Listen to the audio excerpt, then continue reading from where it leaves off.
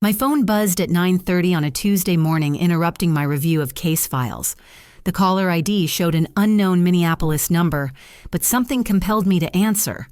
A woman's trembling voice broke through static desperation, coding every word as she pleaded for help with her son's federal criminal case.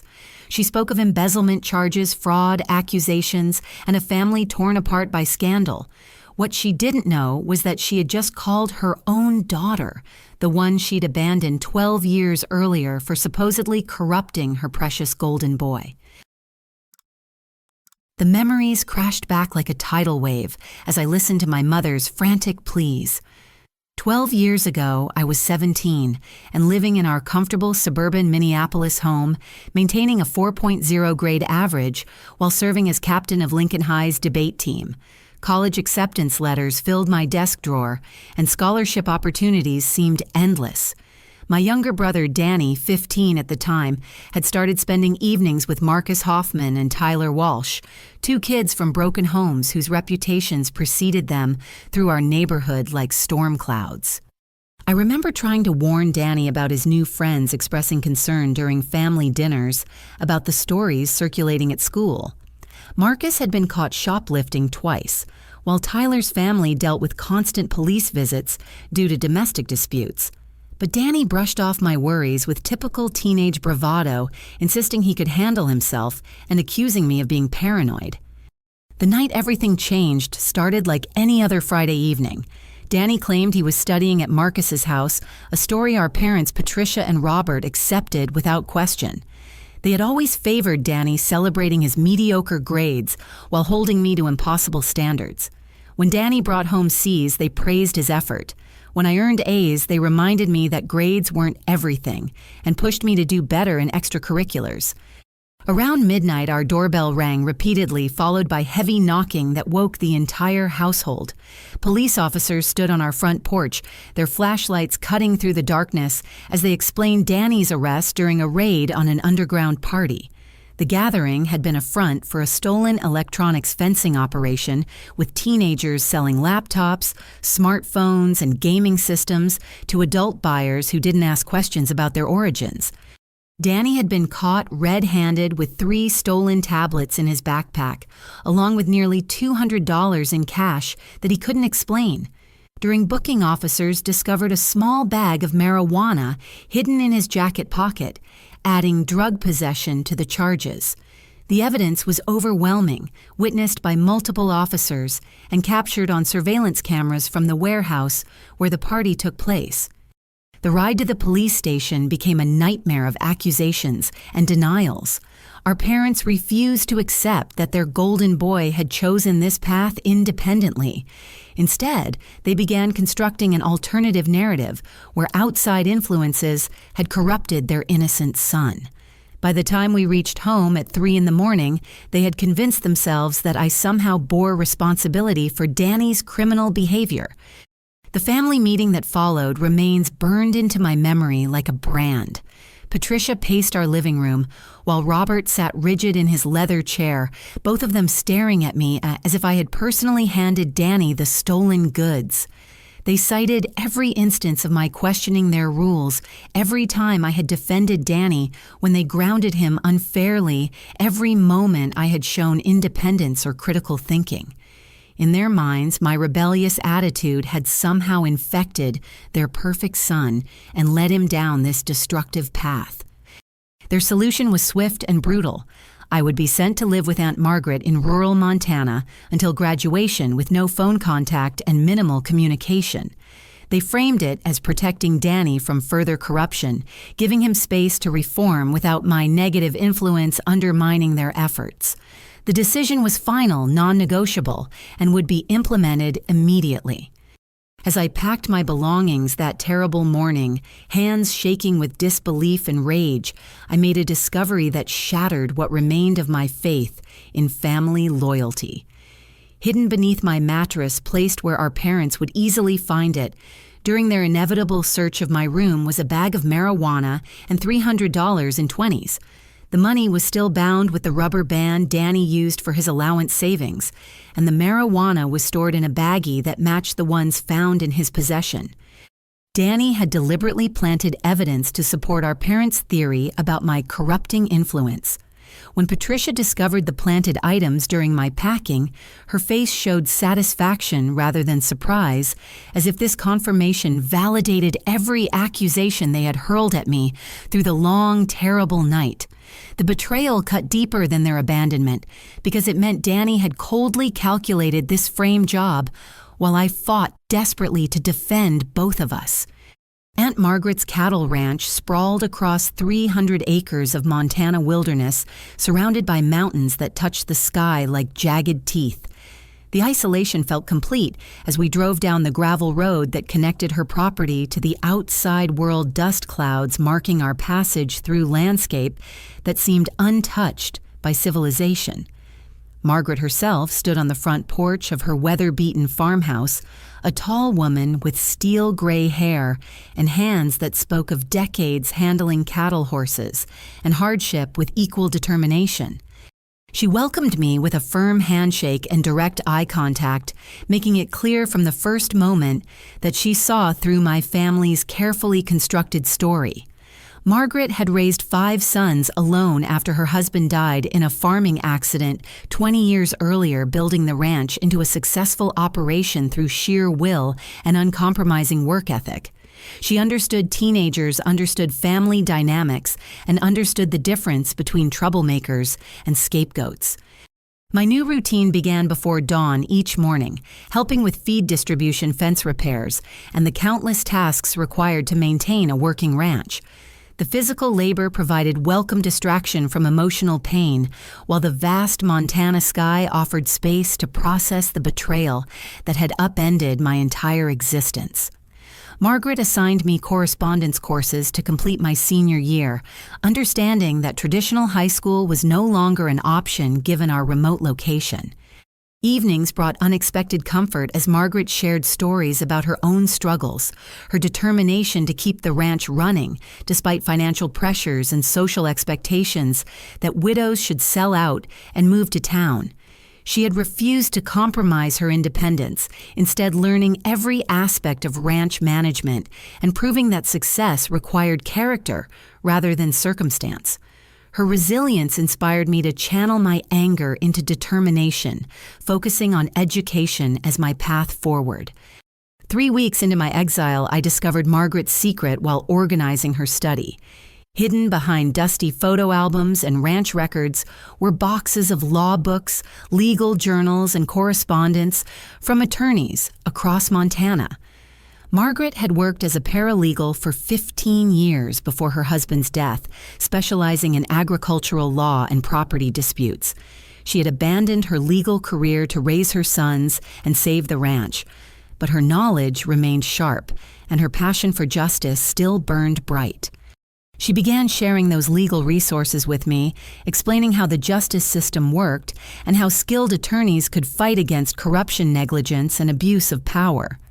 Margaret spoke about law as a tool for protecting people who couldn't protect themselves, for holding wrongdoers accountable when other systems failed.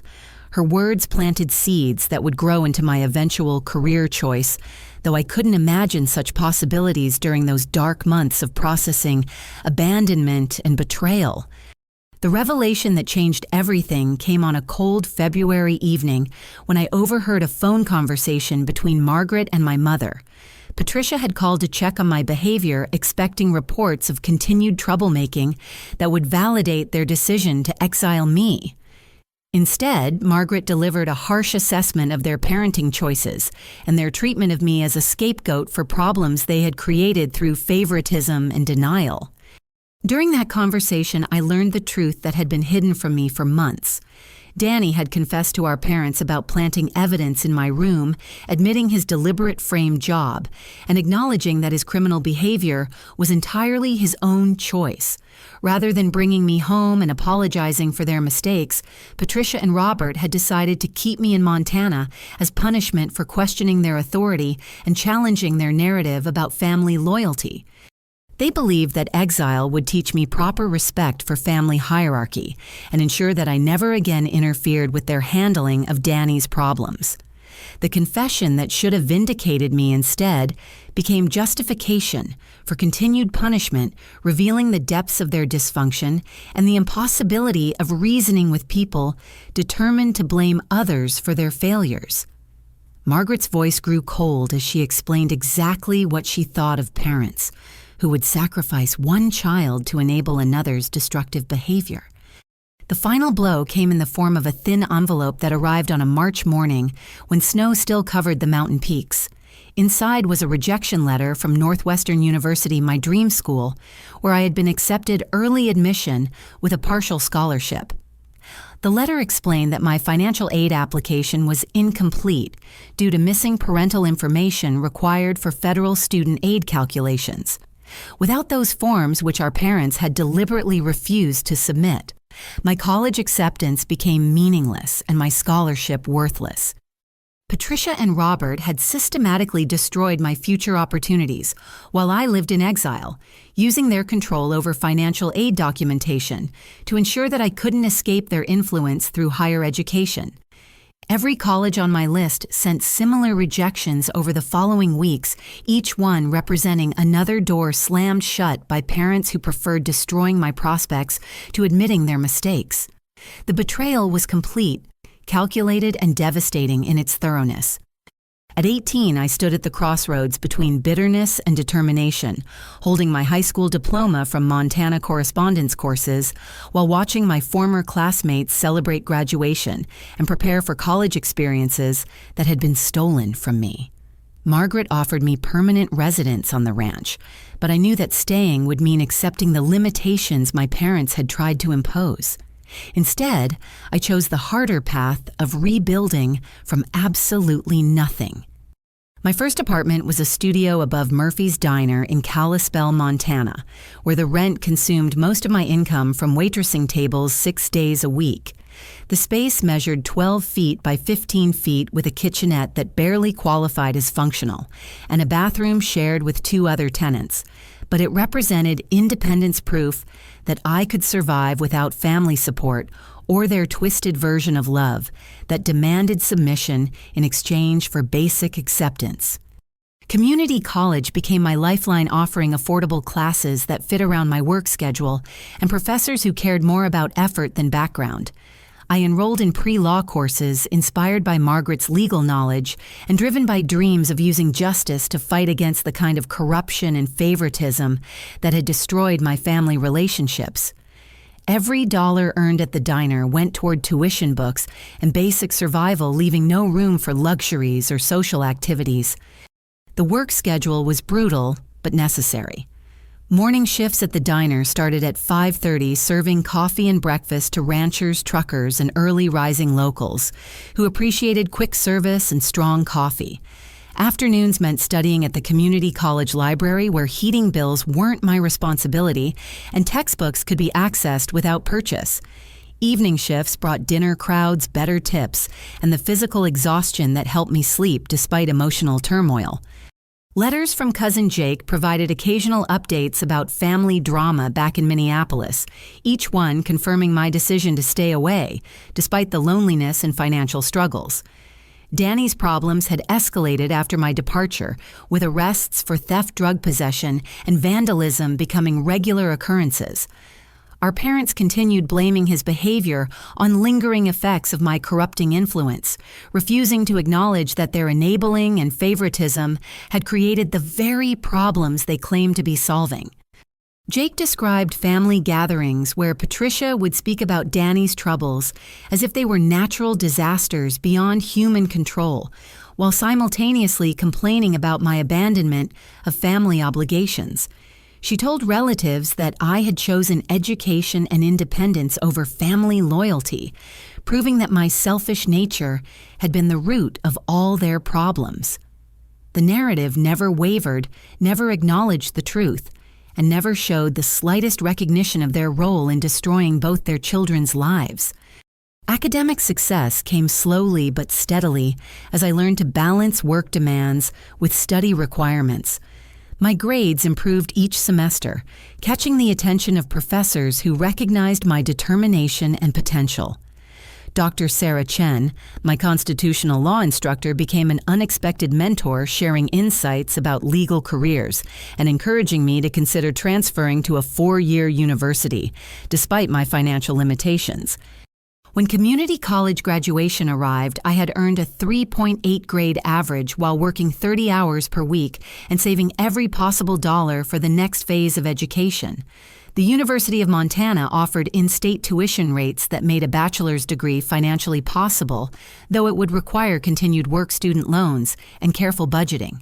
Dr. Chen helped me navigate the transfer process and scholarship applications, opening doors that my family had tried to close forever.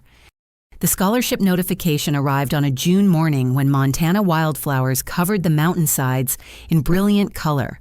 The University of Montana had awarded me a merit scholarship covering half my tuition, with additional grants available based on financial need and academic performance. For the first time since leaving Minneapolis, I allowed myself to believe that success was possible despite the obstacles placed in my path. Moving to Missoula meant leaving the security of familiar routines and supportive community I had built in Kalispell. But it also represented progress toward goals that had seemed impossible during those dark months of exile and abandonment.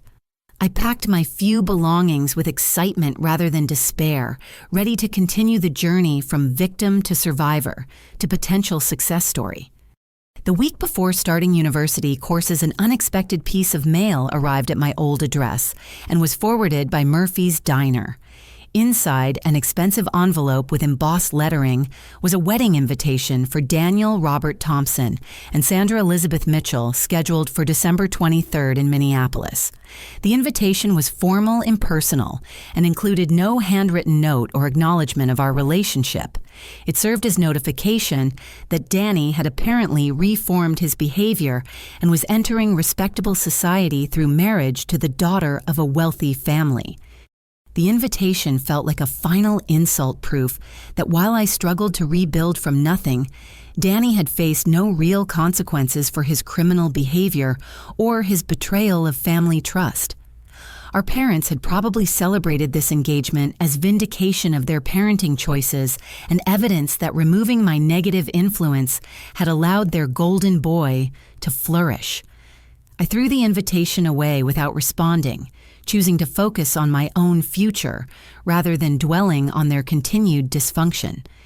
University life transformed my understanding of what education could provide beyond career preparation. For the first time since high school, I was surrounded by people who valued intellectual curiosity, critical thinking, and academic achievement.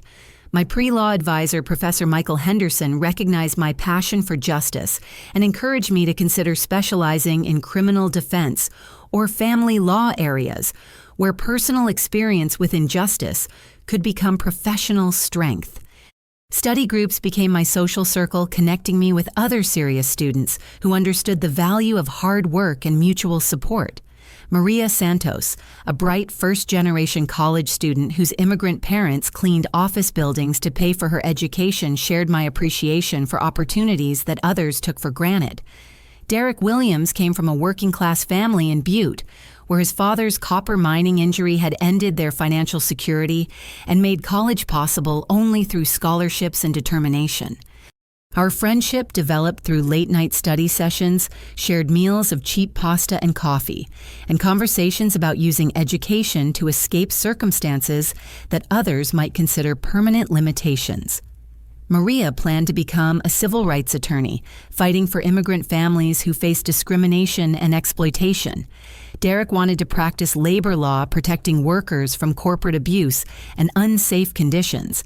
Our dreams aligned around service to others rather than personal wealth accumulation. Academic success continued throughout my undergraduate years as I maintained a 3.9 grade average while working 20 hours weekly at the campus legal aid clinic. The clinic provided services to low-income community members who couldn't afford private attorneys, giving me practical experience with real legal problems affecting real families. I helped clients navigate custody disputes, housing discrimination, and small claims court proceedings, learning that legal knowledge without compassion was worthless. The work was emotionally demanding but professionally fulfilling, confirming my choice of law as a career path. Supervising attorney Linda Crawford praised my research skills and natural advocacy instincts, suggesting that I consider applying to top-tier law schools despite my non-traditional background. She helped me prepare for the LSAT and navigate the complex application process, serving as another crucial mentor in my journey from exile to achievement. When LSAT scores arrived, they exceeded my most optimistic expectations and opened doors to law schools I had never dared consider realistic options. Northwestern, Harvard, and Yale sent recruitment materials, though their tuition costs remained prohibitive despite scholarship possibilities. The University of Montana Law School offered a full scholarship plus stipend recognizing my academic record and commitment to serving underrepresented populations. Graduation day at the University of Montana marked 4 years since leaving Minneapolis in exile and disgrace. Standing on the stage in cap and gown surrounded by professors who had believed in my potential and friends who had supported my journey, I felt the profound satisfaction of goals achieved through perseverance rather than privilege. Margaret attended the ceremony, her pride evident, as she watched me accept my diploma summa cum laude. Law school brought new challenges and deeper understanding of how legal systems could protect or harm vulnerable people, depending on the skills and ethics of those wielding power within them. My criminal law professor, former prosecutor turned defense attorney Thomas Sullivan taught us that the greatest responsibility of lawyers was ensuring fair treatment for those who couldn't protect themselves. His stories about wrongful convictions, prosecutorial misconduct, and judicial bias reinforced my commitment to ethical practice.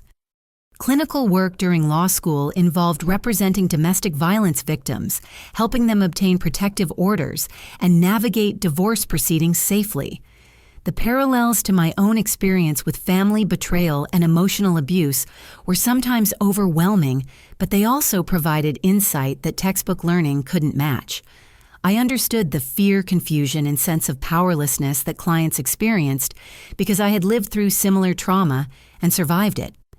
My law school graduation speech focused on the transformative power of education for those willing to work for it, regardless of their starting circumstances. I spoke about Margaret's influence, the mentors who had believed in my potential, and the responsibility that comes with opportunities denied to others.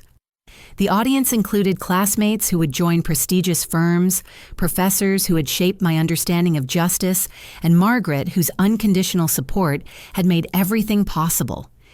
Peterson & Associates offered me a position immediately after bar exam results, confirmed my admission to practice law in Montana. The small firm specialized in criminal defense and family law, exactly the areas where I wanted to focus my career. Managing partner Robert Peterson recognized my passion for advocacy and my understanding of how injustice affected real families, making me the youngest associate in the firm's history.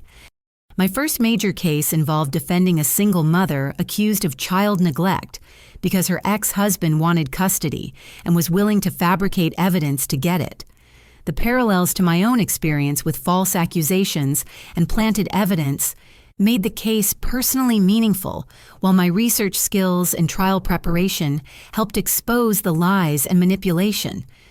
When the judge dismissed all charges and awarded my client full custody, I understood the profound satisfaction that comes from using legal skills to fight injustice successfully. Word of that victory spread through the legal community, bringing new clients and recognition from established attorneys who appreciated thorough preparation and passionate advocacy.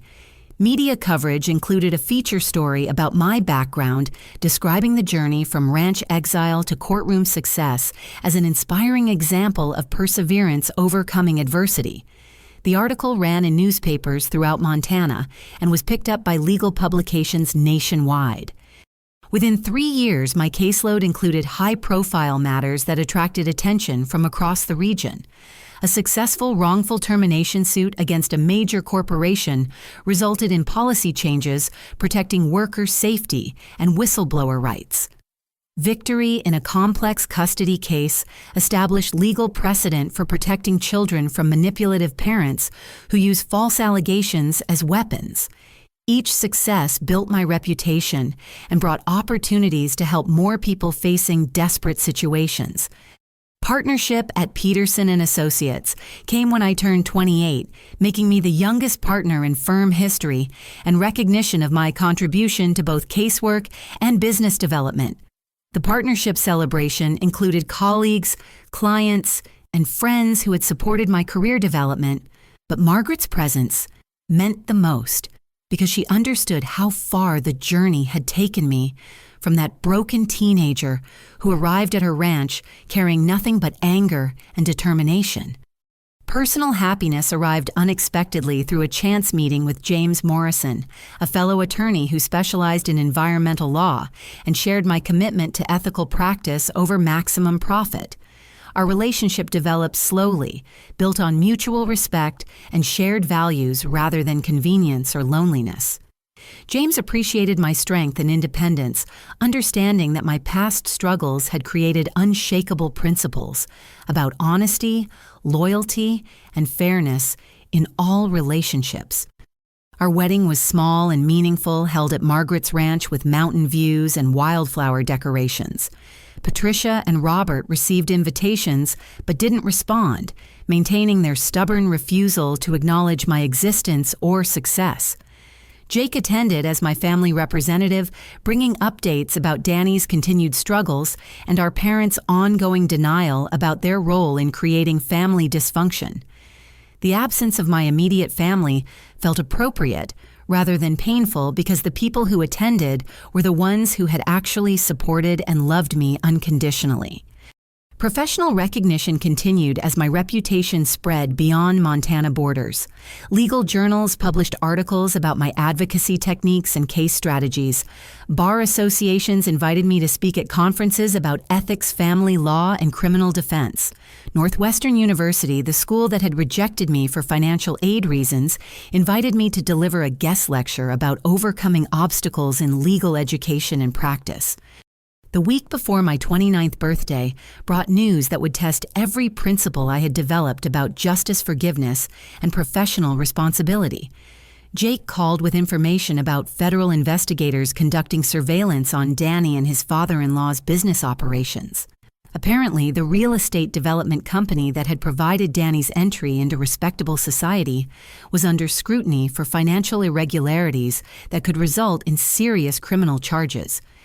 The investigation centered on allegations of money laundering through fraudulent property transactions, with evidence suggesting connections to organized crime figures who use legitimate businesses to clean profits from drug trafficking and illegal gambling operations.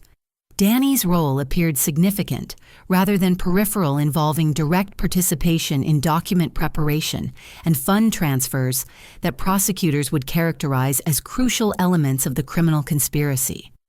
The irony was staggering and painful. While I had spent 12 years building a career based on ethical principles and service to others, Danny had used his marriage and business connections to engage in exactly the kind of sophisticated criminal activity that could result in decades in federal prison. Our parents' golden boy, the one they had protected by sacrificing me, was facing the possibility of life behind bars for choices that made his teenage criminal behavior look insignificant by comparison. The phone call that brought my past crashing into my present arrived on a Tuesday morning when autumn sunlight streamed through my office windows and case files covered my desk in organized chaos. My assistant buzzed through with information about an urgent consultation request from Minneapolis, explaining that a distraught mother needed immediate help with her son's federal criminal case. I almost declined the meeting because my schedule was completely booked, but something in the woman's tone suggested genuine desperation that overcame my usual scheduling restrictions. When I answered the call, the voice was older and more frail than I remembered, but unmistakably familiar despite 12 years of silence. Patricia spoke rapidly, her words tumbling together in panic, as she explained her son's arrest on federal charges of money laundering, fraud, and conspiracy. She described him as a good young man who had made mistakes but didn't deserve the harsh treatment he was receiving from prosecutors who seemed determined to destroy his life and his family's future. The cruel irony of the situation became apparent as Patricia continued speaking, completely unaware that she was talking to the daughter she had abandoned and blamed for her precious son's problems. She explained that they needed the best criminal defense attorney available regardless of cost, because Danny's life depended on expert legal representation. When I asked about family support, Patricia bitterly complained about their ungrateful older daughter, who had abandoned them years earlier and refused all contact despite their son's current crisis. According to Patricia's version of family history, I had been a troubled teenager who corrupted Danny through bad influences and rebellious behavior before selfishly choosing education over family loyalty. She claimed that my abandonment had left emotional scars that contributed to Danny's current problems, making me partially responsible for his legal troubles through years of neglect and rejection. The narrative had evolved over time, but maintained the same core elements. I was the villain, Danny was the victim, and their parenting bore no responsibility for the outcomes. Professional curiosity compelled me to research the case thoroughly before making any decisions about representation. Federal court documents revealed the scope and sophistication of the criminal enterprise that Danny had helped operate through Mitchell Development Corporation. The money laundering scheme involved purchasing properties with drug profits, renovating them minimally, then reselling at inflated prices to create paper trails suggesting legitimate business profits rather than criminal proceeds.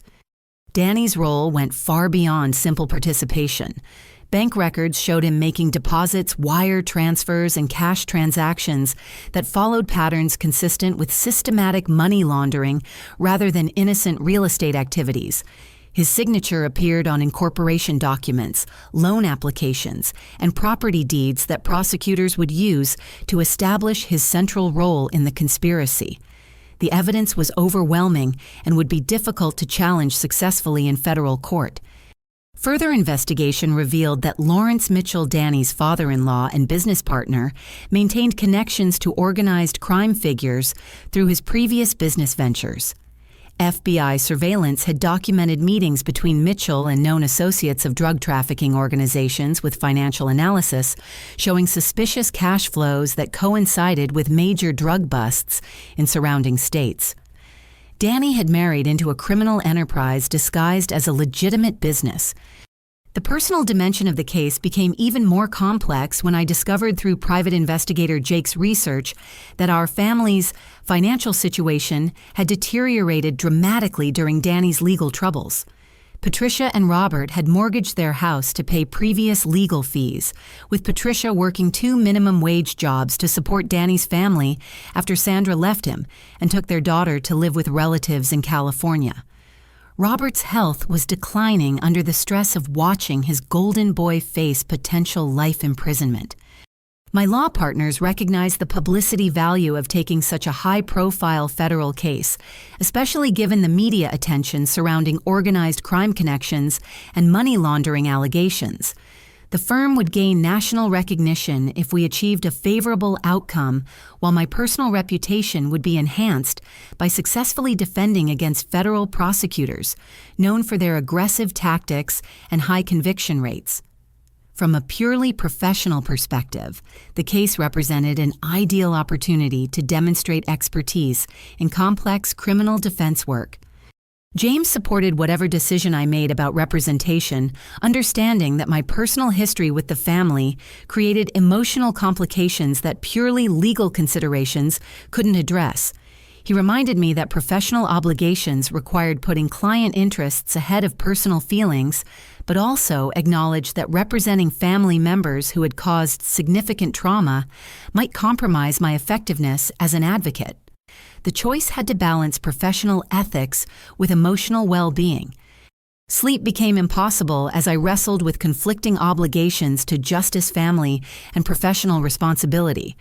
Part of me wanted to refuse the case and force my parents to confront the consequences of their choices without my help. Another part recognized that Danny, despite his betrayal and criminal behavior, deserved competent legal representation that could mean the difference between decades in prison and a manageable sentence that allowed for rehabilitation and redemption. The decision became even more complicated when Jake revealed information that changed my understanding of Danny's motivations and character. During one of his jail visits, Danny had specifically requested me as his attorney after recognizing my name in legal journals and newspaper articles about my successful cases.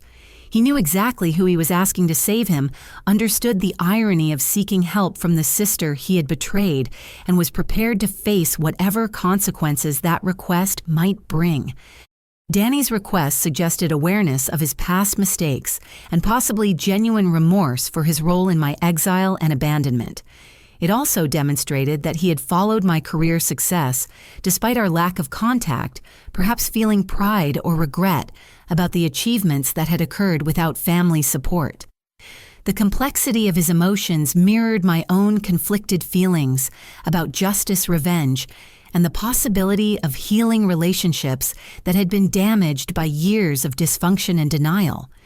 Professional ethics required me to meet with potential clients before making final decisions about representation, regardless of personal history or emotional complications. I agreed to a consultation at my office, knowing that seeing Patricia and Robert after 12 years of estrangement would be emotionally challenging, but necessary for making an informed decision about Danny's legal needs.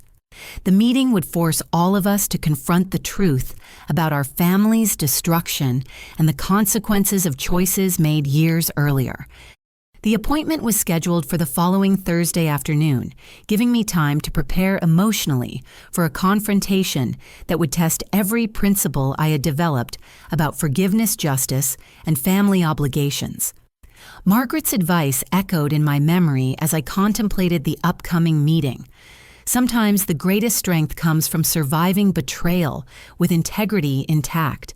And sometimes healing requires facing painful truths that people would prefer to avoid forever. Thursday afternoon arrived gray and cold, with November clouds gathering over the mountains, like witnesses preparing for judgment. My office felt smaller than usual as I waited for the consultation that would bring my estranged parents face to face with the daughter they had abandoned 12 years earlier. James had offered to attend the meeting for moral support, but I knew this confrontation needed to happen without intermediaries or buffers that might soften the impact of truth-telling. Patricia and Robert entered my office looking older and more worn than I had expected, their faces bearing the weight of stress and disappointment that comes from watching cherished dreams collapse into criminal liability and family destruction. Patricia's hair had gone completely gray while Robert moved with the careful gait of someone whose health had deteriorated under pressure. They both froze when my assistant announced my name during introductions recognition, dawning slowly as they processed the impossible reality of their situation. Patricia actually fainted, collapsing into the leather chair across from my desk as the blood drained from her face and her breathing became shallow and rapid.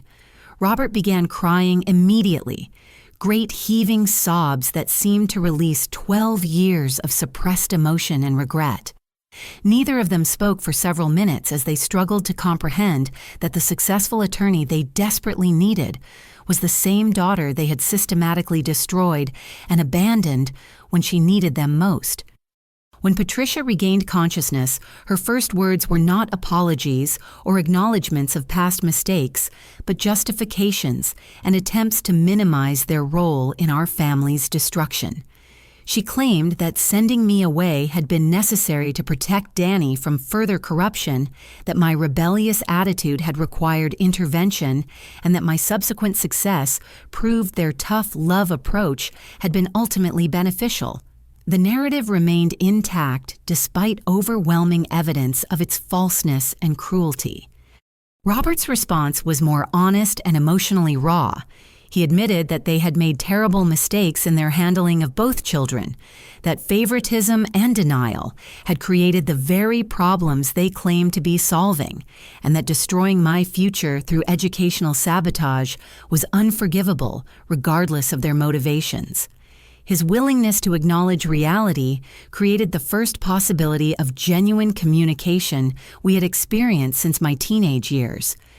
The conversation that followed was brutal in its honesty and necessary for any hope of moving forward. I confronted them with specific examples of their favoritism, their willingness to believe Danny's lies over my truth, and their decision to continue my punishment even after learning about the planted evidence.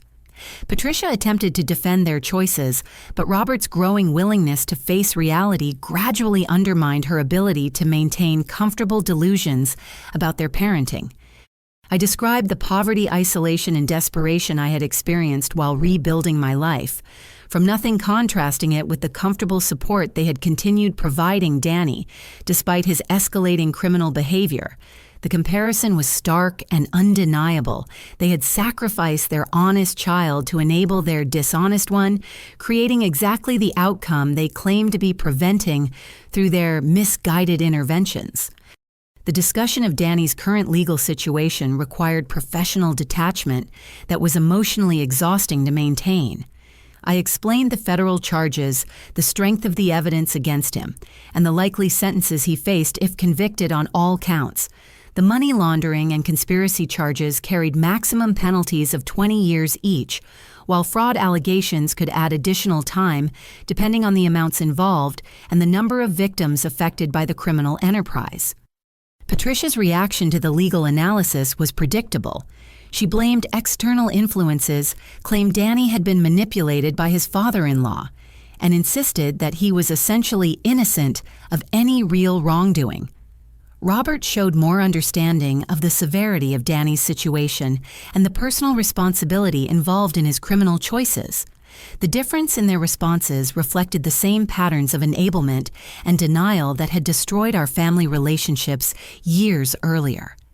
When I agreed to visit Danny in federal detention, the decision was based on professional obligation rather than personal forgiveness.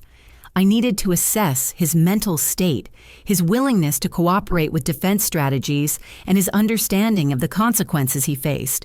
The meeting would also provide opportunity to address our personal history and its impact on family relationships, though I harbored no illusions about easy reconciliation or simple resolutions to decades of dysfunction. The federal detention center was stark and intimidating, designed to remind visitors and inmates that serious crimes carry serious consequences.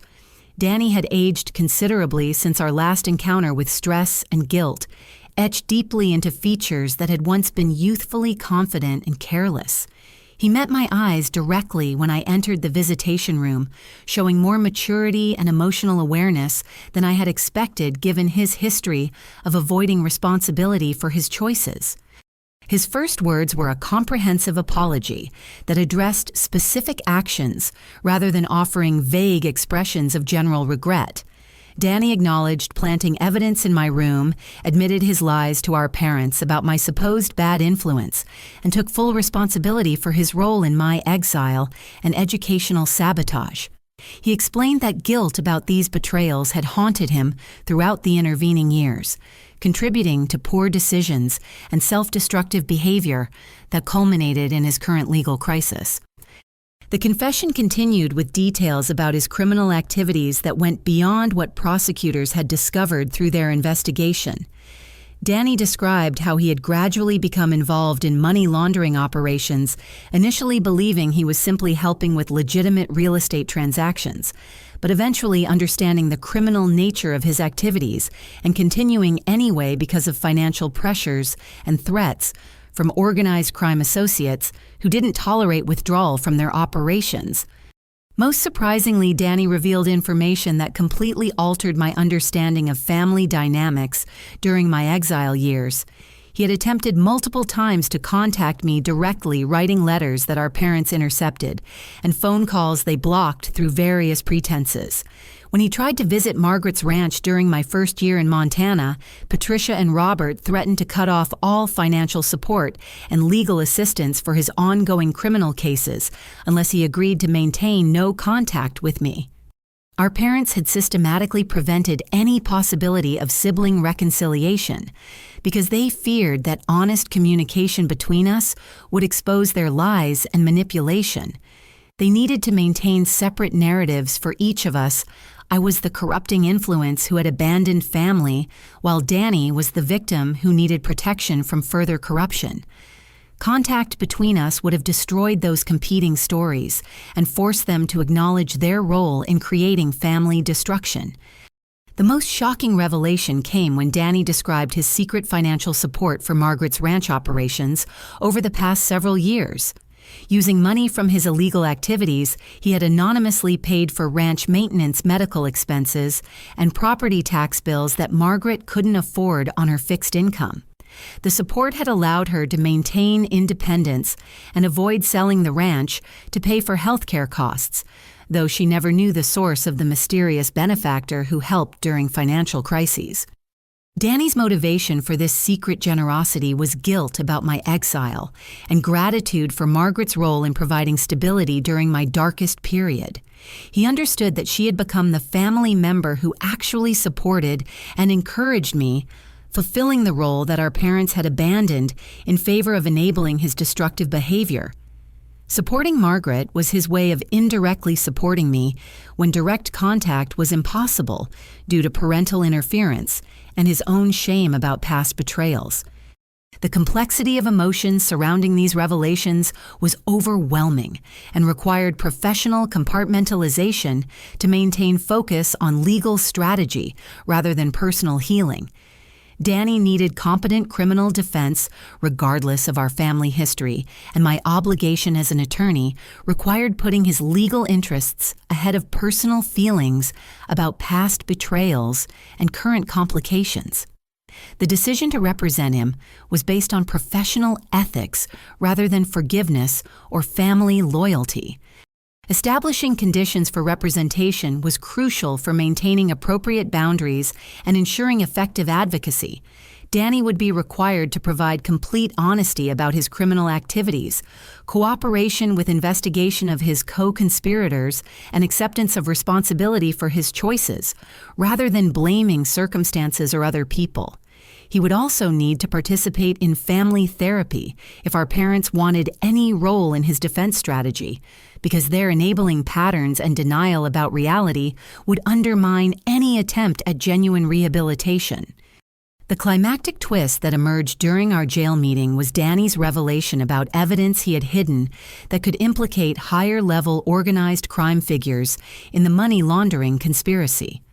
FBI agents had focused their investigation on the Mitchell family business operations, but Danny possessed information about drug trafficking networks, political corruption, and violence that could provide prosecutors with much bigger targets than a small-scale real estate scam. This information created leverage for negotiating reduced charges in exchange for cooperation, but it also created serious safety concerns for Danny and anyone associated with his defense. Organized crime figures don't tolerate betrayal lightly, and Danny's cooperation could result in threats against him, his family, and even his legal representation. The case had suddenly become much more dangerous and complex than a simple financial crime defense. The federal plea negotiation process stretched over 6 intense months, during which I learned more about organized crime operations than any defense attorney should need to know. Danny's information about money laundering networks proved invaluable to federal prosecutors, leading to indictments against 12 additional defendants, including 2 city council members, a county judge, and Lawrence Mitchell's connections to drug trafficking organizations operating throughout the upper Midwest region. Danny's cooperation came at significant personal cost and required courage that I hadn't expected him to possess. Death threats arrived weekly at the detention center, while his former associates made it clear that testifying against organized crime figures would have permanent consequences for him and anyone he cared about. The FBI provided protection recommendations, but federal prosecutors couldn't guarantee safety for cooperative witnesses once they completed their testimony and began serving reduced sentences. The plea agreement we negotiated reflected Danny's substantial cooperation and acceptance of responsibility for his criminal actions. Instead of facing potential life imprisonment on multiple felony charges, he would serve 3 years in minimum security federal prison, followed by 2 years of supervised release with community service requirements.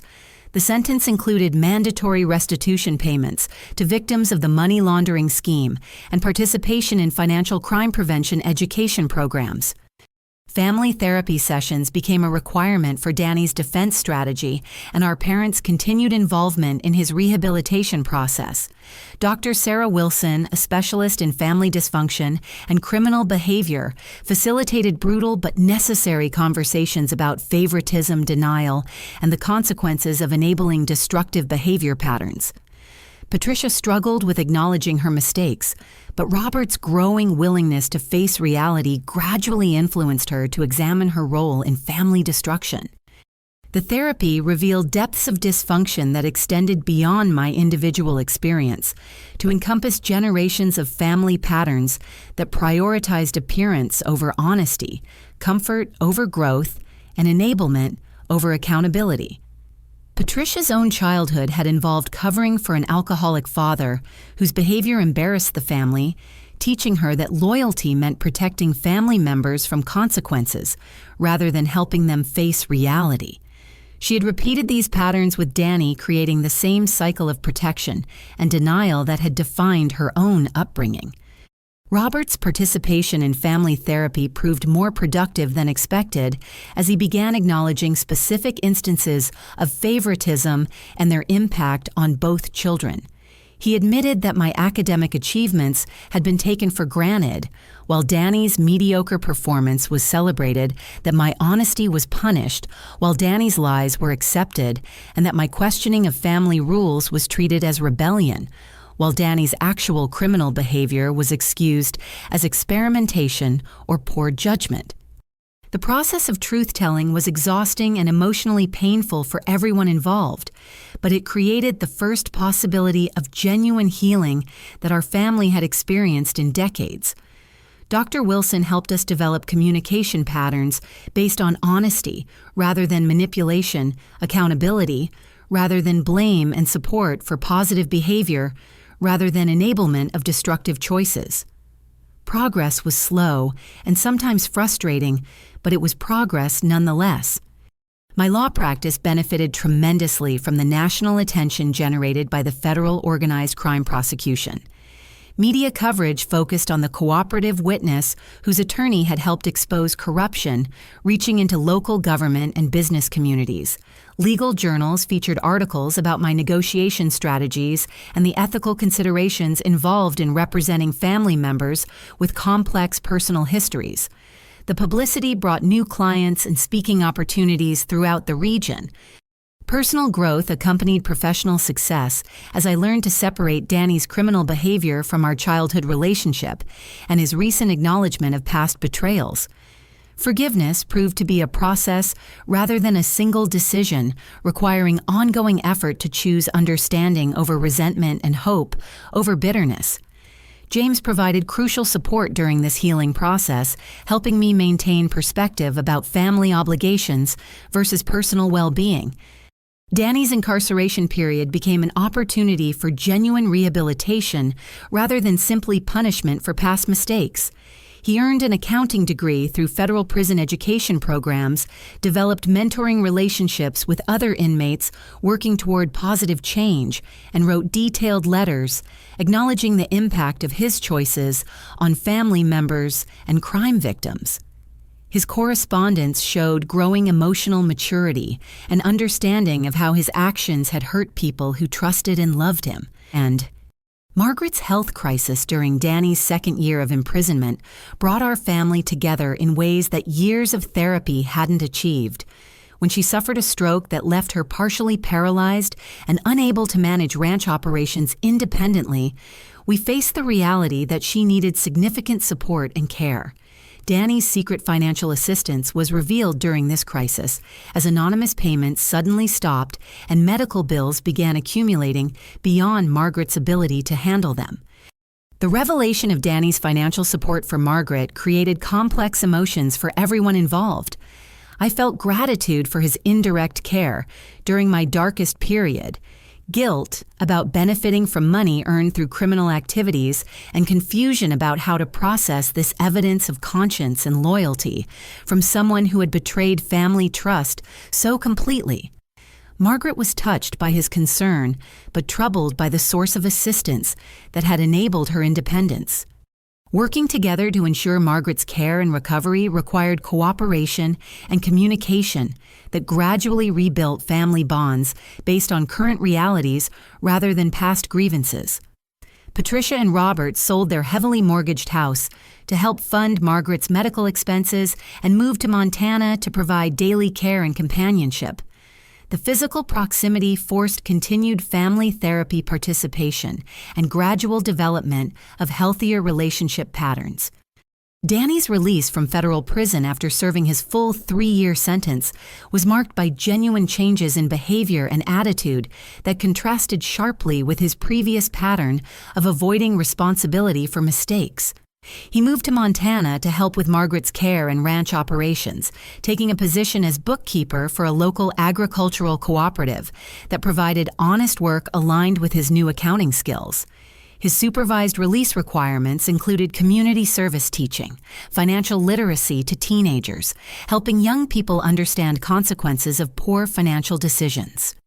The gradual rebuilding of family relationships required patience, ongoing therapy, and acceptance that some damage couldn't be completely repaired, regardless of good intentions and consistent effort. Trust developed slowly through demonstrated changes in behavior rather than promises or apologies. Patricia learned to acknowledge mistakes and support positive choices rather than enabling destructive ones. Robert's health improved as family stress decreased and honest communication replaced manipulation and denial. Professional recognition for my work on complex federal cases led to invitations for speaking engagements at law schools throughout the country. My presentations focused on ethics and family representation, the challenges of maintaining objectivity when personal history complicates professional obligations, and strategies for negotiating with federal prosecutors in organized crime cases. The University of Montana Law School offered me an adjunct professor position, teaching advanced criminal defense techniques. Sandra's decision to allow supervised visitation between Danny and their daughter Emma represented another step toward family healing and accountability. The visits required supervision and adherence to strict guidelines about appropriate boundaries and honest communication about past mistakes.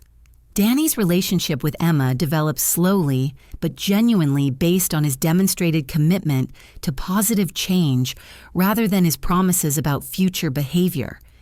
James and I decided to move closer to Margaret's ranch, purchasing property that allowed us to provide daily assistance while maintaining our law practice through technology and strategic partnerships. The decision reflected our commitment to family healing and our recognition that Margaret's influence had been crucial in my survival and success. Proximity allowed us to ensure she received necessary care while preserving her dignity and independence as much as possible. The success of Danny's rehabilitation and our family's healing process attracted attention from criminal justice reform advocates who recognized our story as evidence that accountability and support could achieve better outcomes than punishment alone. We were invited to participate in conferences about family involvement in criminal justice, the importance of addressing underlying dysfunction that contributes to criminal behavior, and strategies for supporting rehabilitation while maintaining appropriate consequences for harmful actions. My career continued flourishing as my reputation for ethical practice and effective advocacy brought opportunities to represent clients facing complex legal challenges throughout the region. The firm expanded to include additional attorneys specializing in federal criminal defense, family law, and victim advocacy. Our success was built on principles I had learned through personal struggle, that justice requires both accountability for harmful actions and support for genuine efforts at positive change. The ultimate resolution of our family's story came during Emma's 10th birthday celebration, the first family gathering that included all members without tension manipulation or hidden agendas. Margaret, though still recovering from her stroke, was able to participate fully in the celebration. Patricia and Robert had learned to relate to their granddaughter honestly, rather than repeating patterns of favoritism and denial. Danny's relationship with Emma was based on his demonstrated reliability rather than promises about future behavior. Standing in Margaret's kitchen, surrounded by family members who had learned to choose truth over comfort, accountability over enablement, and healing over resentment, I reflected on the journey that had brought us from destruction to redemption. The path had been long and difficult, requiring courage from everyone involved to face painful realities about their choices and their consequences. But the result was genuine family relationships based on mutual respect rather than dysfunction and manipulation.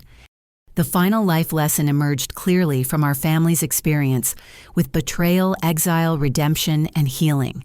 Sometimes the greatest strength comes from surviving injustice with integrity intact, and sometimes the greatest victory comes from choosing forgiveness over revenge when people demonstrate genuine commitment to positive change. Justice doesn't always mean punishment. Sometimes it means creating accountability that leads to rehabilitation and the restoration of relationships that seemed permanently destroyed. But most importantly, I learned that success, achieved through personal effort and ethical choices, creates satisfaction that can never be taken away by other people's opinions or actions.